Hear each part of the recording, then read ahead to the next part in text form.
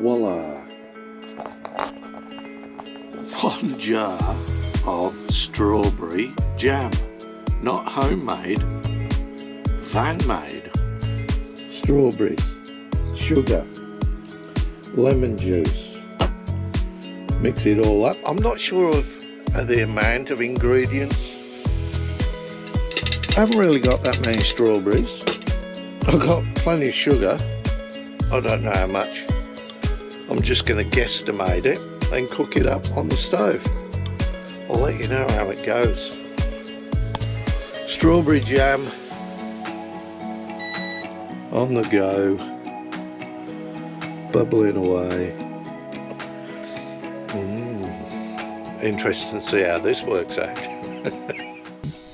So it's Claude Van Jam, and it's